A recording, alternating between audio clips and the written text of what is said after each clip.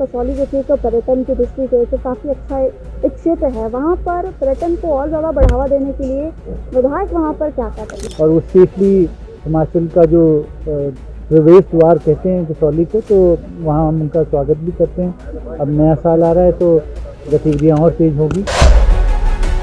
Home stay नीति की जैसे बात की आपने, कितना सही ग्रामीण क्षेत्रों में इसको आप देखते हैं कि कितना फ़ायदा वहाँ पर लोगों को इसका है?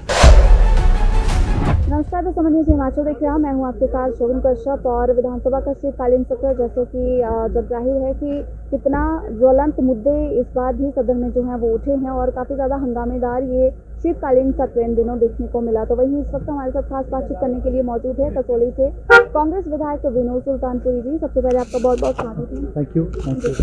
मेरा सवाल आपसे ये है कि कसौली जो थी एक पर्यटन की दृष्टि से तो काफ़ी अच्छा एक क्षेत्र है। वहाँ पर पर्यटन को और ज़्यादा बढ़ावा देने के लिए विधायक वहाँ पर क्या क्या करेंगे?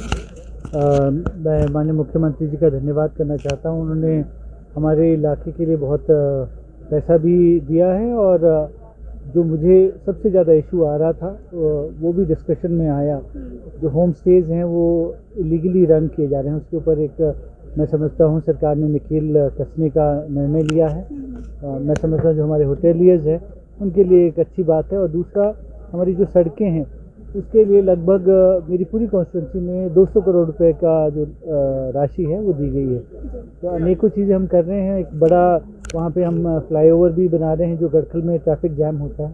तो इस तरह की चीज़ें हम कर रहे हैं जिससे हमारा टूरिस्ट वहाँ पे कंफर्टेबली आए और वो सेफली हिमाचल का जो प्रवेश द्वार कहते हैं कसौली को, तो वहाँ हम उनका स्वागत भी करते हैं। अब नया साल आ रहा है तो गतिविधियाँ और तेज होगी। तो हमारी तरफ से हमेशा जो भी बाहर से आ रहा है उनका हम हमेशा स्वागत करते हैं। हमारी देव परंपरा है, उसके तहत हम विनोद जी, जिस तरीके से आज भी देखने को मिला कि आज क्योंकि अब तो विधानसभा का आज आखिरी सत्र था, काफ़ी ज़्यादा हंगामेदार ये सत्र जो है वो देखने को मिला। चारों के चारों दिन विपक्ष ने जोरदार हंगामा किया, चाहे फिर वो बेरोजगारों का मुद्दा हो, फिर चाहे भ्रष्टाचार का मुद्दा हो। भ्रष्टाचार को लेकर अक्सर 2 दिन लगातार इस पर बहस जो है वो हुई है, प्रश्नकाल हुए हैं। इसको लेकर सरकार ने जैसे कहा कि कानून वो लेकर आएंगे।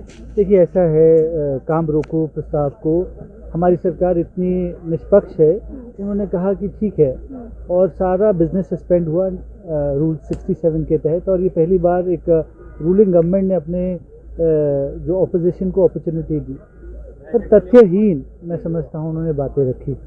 एक भी अगर कोई इशू होता उसके ऊपर उन्होंने अगर सही तरीके से पटल के ऊपर अपनी बात रखी होती, रिकॉर्ड में वो डालते, उसके ऊपर कार्रवाई करने के लिए हमारी सरकार बिल्कुल सामने आके बात करती। पर तथ्यहीन बातें करके, हवाई बातें करके मुझे लगता है उन्होंने हिमाचल प्रदेश के जो हित है उसके ऊपर आहत हुआ है।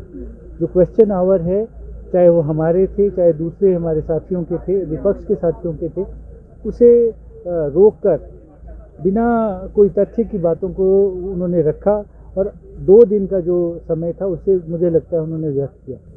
होम स्टे नीति की जैसे बात की आपने, कितना सही ग्रामीण क्षेत्रों में इसको आप देखते हैं कि कितना फ़ायदा वहाँ पर लोगों को इसका है? देखिए, जो यहाँ पे बसे हुए हिमाचली हमारे साथीगण हैं, हमारे गांव के निवासी हैं या शहर में भी रहते हैं और जो होम स्टेज को यूटिलाइज़ कर रहे हैं वो तो सही है। पर जहाँ हम ये देखते हैं कि बाहर से आए हुए लोग एक घर बनाते हैं और उसको होटल के रूप में चला रहे हैं, उससे हमारे जो इकोनॉमी है उसके ऊपर मुझे लगता है एक उसे हार्म कर रहा है और इसे मैनिपुलेट किया जा रहा है। उसके ऊपर जो रोक है उसके ऊपर कार्रवाई करने की बात सरकार ने की है। बहुत बहुत धन्यवाद आपका।